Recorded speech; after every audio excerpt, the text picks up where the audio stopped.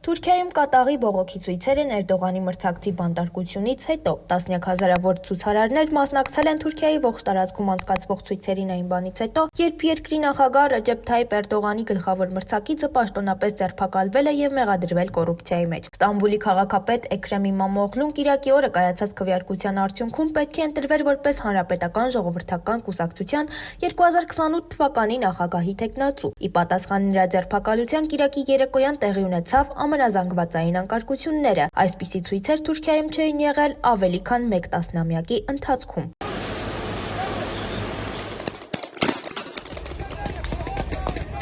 Ցույցերը ընթացել են ցուցարարների վրա արցունքաբեր գազեր եւ ռետինե փամփուշտներով կրակոցների ներքո։ Իմամօղլուն ասել է, որ իր դեմ ուղղված մեղադրանքները քաղաքական դրդապատճառներ ունեն։ Ստամբուլի քաղաքապետարանի մոտ արդեն 5-րդ գիշերը կիրակի երեկոյան հավաքվել էր բազմություն թուրքական դրոշներ ծածանելով եւ բանկարկումներով։ Ցույցերի ընթացքում սպաները օգտագործել են ջրցան մեքենաներ եւ արցունքաբեր գազեր։ Այս ցույցերը ամենամեծն են 2013 թվականի Գեզիի բողոքի ցույցերից հետո, որոնք սկսվել էին Ստամբուլում տեղի այգու քանդման պատճառով։ Նշենք, որ Իմամօղլուն միակն էր, ով մասնակցում էր Հանրապետական ժողովրդական կուսակցության նախագահի թեկնածուի ընտրությանը։ Ձերբակալությունը չի խոչընդոտում Իմամօղլուի թեկնածությանը եւ նախագահ ընտրվելուն, սակայն եթե նա դատապարտվի իրեն առաջադրված մեղադրանքներից որևէ մեկի համար, նա չի կարողանա առաջադրվել։ Հավելենք, որ ժամկետների սահմանափակման պատճառով Էրդողանը չի կարող կրկին առաջադրվել 2028 թվականին, քանի դեռ չի փոխել սահմանադրությունը։